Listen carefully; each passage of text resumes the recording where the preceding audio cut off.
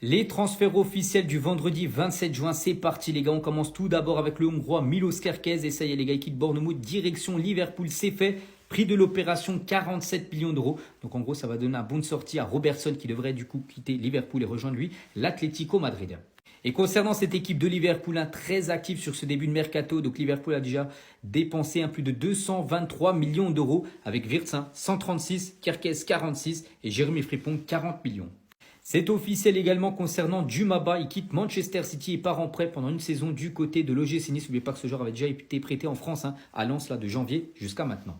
C'est officiel également concernant Miles Lewis Kelly. Donc il a signé un nouveau contrat. Il est en fin de contrat dans un an. Il vient de prolonger jusqu'en 2030 son contrat du côté d'Arsenal. Lui aussi vient de prolonger son contrat. Il s'agit de Florian Thauvin qui est en fin de contrat dans 3 jours. Vient de prolonger d'une année supplémentaire du côté du Dinez. Concernant Nicolas Pallois, donc c'est également officiel les gars, donc Pallois quitte le FC Nantes après 8 saisons passées au club, il devrait rejoindre l'équipe du Stade de Reims. Et on finit aujourd'hui avec le défenseur suédois Victor Lindelof, donc c'est officiel, il quitte Manchester United.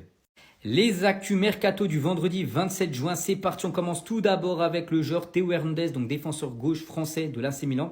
Et bien, il a 2 doigts de rejoindre l'équipe de Al Hilal. Donc déjà prix du transfert 30 millions d'euros plus bonus pour l'AC Milan. Une grosse somme, surtout que le joueur est en fin de contrat dans un an. Et surtout niveau salaire, c'est le jackpot, il va multiplier son salaire par 5, 60 millions d'euros sans les bonus pour le joueur sur les 3 prochaines années.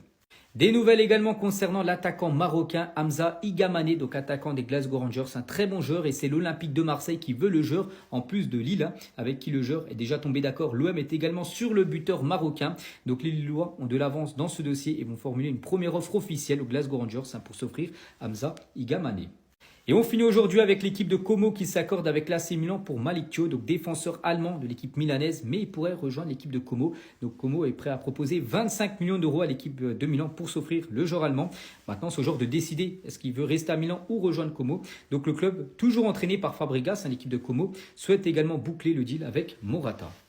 Les actus mercato du vendredi 27 juin, c'est parti. On commence tout d'abord avec Cristiano Ronaldo et ça y est les gars, il vient de prolonger son contrat avec son club d'Al Nassr jusqu'en 2027. Donc en 2027, Cristiano Ronaldo aura 42 ans. Et n'oubliez pas que Cristiano Ronaldo, c'est le jackpot total du côté de l'Arabie Saoudite. Donc là, 200 millions d'euros par an. Donc là, il a signé 2 ans, donc du coup 400 millions. Et ça fait déjà 2 ans qu'il joue à Al Nassr avec ce contrat-là. Donc en gros, il aura touché quand même 800 millions d'euros sur 4 ans CR7. Et regardez combien il gagne, 6,5 euros par seconde ou par exemple plus de 550 000 euros par jour, Cristiano Ronaldo avec Al Nassr. On continue et on va parler cette fois-ci d'Ibrahima Konaté est prêt à quitter Liverpool librement l'année prochaine en 2026. Il lui reste plus qu'un an de contrat. Il intéresse pas mal de grands clubs. Le Real Madrid, le Barça et le PSG sont tous intéressés pour récupérer le défenseur français qui sera libre dans un an. Le français a une préférence plutôt pour le Real Madrid. Et on finit aujourd'hui avec l'attaquant allemand, donc Nick Woltemade, un très bon joueur les gars donc de Stuttgart. Donc accord trouvé entre le Bayern Munich et le joueur pour un transfert cet été. Donc un contrat jusqu'en 2030 a été convenu entre les deux parties. Donc pour l'instant, aucune négociation n'a eu lieu entre les Bavarois et Stuttgart. Mais en tout cas, entre le joueur et le Bayern, les gars, c'est OK.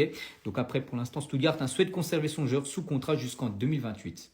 Les actus mercato du vendredi 27 juin, c'est parti. On commence tout d'abord avec le joueur anglais et sous-côté Eze, joueur de Crystal Palace. Eze, les gars, fait partie des cibles d'Arsenal pour le mercato. Le joueur est également visé par l'équipe de Tottenham.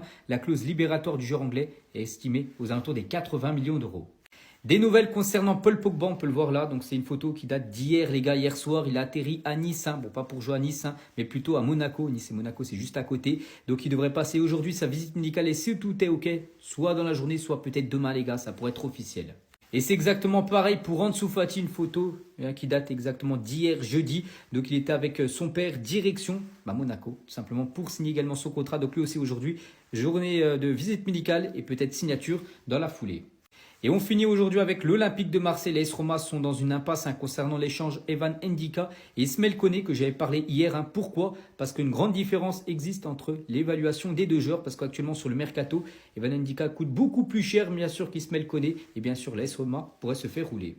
Les actus mercato du vendredi 27 juin, c'est parti. On commence tout d'abord avec l'attaquant camerounais de Brentford. Il s'agit de Bryan Mbeumo. Il va passer sa visite médicale avec Manchester United la semaine prochaine. N'oubliez pas que Manchester a déjà fait une offre de 50 millions d'euros à Brentford. Ça a été refusé. La deuxième offre de plus de 65 millions d'euros des Red Devils devrait être acceptée. Donc voilà, tout pourrait se finaliser semaine prochaine.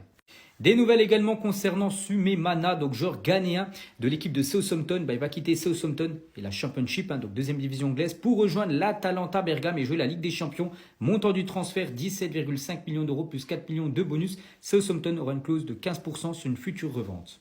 Des nouvelles également concernant Olivier Giroud qui devrait bien quitter les États-Unis et Los Angeles pour retourner en France et du côté de Lille. À l'époque, il jouait du côté de Montpellier. Bref, le meilleur buteur de l'équipe de France a trouvé un accord avec Lille pour une arrivée là dans les prochains jours. Et on finit aujourd'hui avec Ivan Perisic. Depuis quelques jours, il y avait des rumeurs concernant une arrivée du côté du FC Barcelone. Enfin, lui voulait aller au Barça, mais le Barça, les gars, ne donne pas suite. Et du coup, Perisic devrait prolonger son contrat du côté du PSV.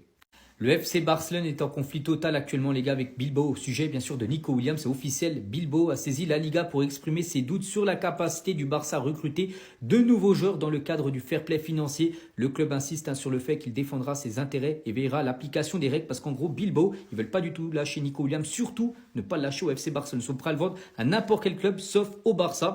Et en gros, ils vont saisir la Liga pour dire est-ce que le Barça rentre bien dans les règles du fair play financier. Et à noter cette relation, les gars, entre le Barça et Bilbao. Donc la relation, elle est totalement rompue. Donc il y a un an, l'affaire Nico Williams était insupportable. Parce que beaucoup de journaux espagnols mettaient la pression à Nico Williams pour qu'il quitte Bilbao pour rejoindre le Barça. Bon, il a été resté à Bilbao. Bon, tout a commencé entre la guerre entre les deux clubs, les gars. C'est l'affaire Inigo Martinez qui avait quitté librement Bilbao il y a 2 ans pour rejoindre le Barça. C'est là que ça a commencé. Depuis, bien sûr, les deux clubs, c'est très chaud. On va parler cette fois-ci de Lamine Yamal, donc Lamine 10. Donc Lamine Yamal devrait bien récupérer le numéro 10 dans le dos la saison prochaine.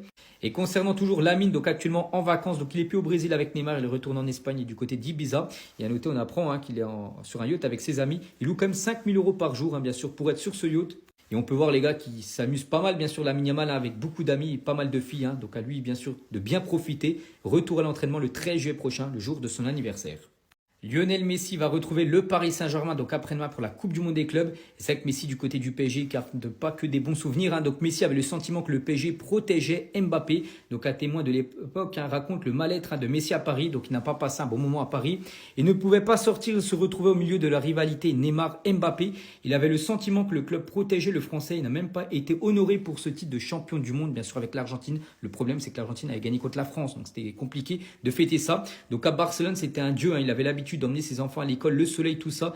Ce sont plein de petites choses accumulées qu'on fait en gros que Messi n'a pas apprécié en gros son aventure parisienne. Toujours avec le Paris Saint-Germain, donc Paris connaît son premier adversaire pour la future saison de Ligue 1. Ça sera un déplacement du côté du FC Nantes.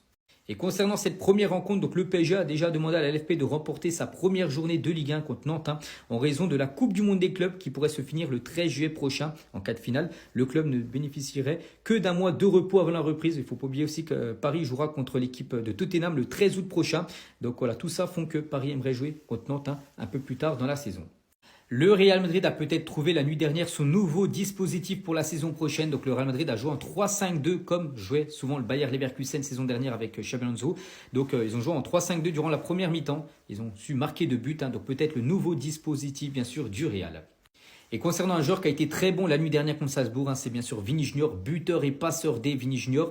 Et avec son nouveau but, son 106e du côté du Real Madrid, donc il égale un certain Gareth Bale, un 106 buts également pour les Gallois du côté du Real. Et c'est vrai que cette nuit, les joueurs du Real ont été très bons, vraiment très convaincants. Vini, les gars, une note de 8.5 sur les applications. Gonzalo Garcia, buteur également. Donc aussi une belle note, que ce soit aussi pour Garcia, Güler, Valverde, Bellingham ou même Trent Alexander-Arnold.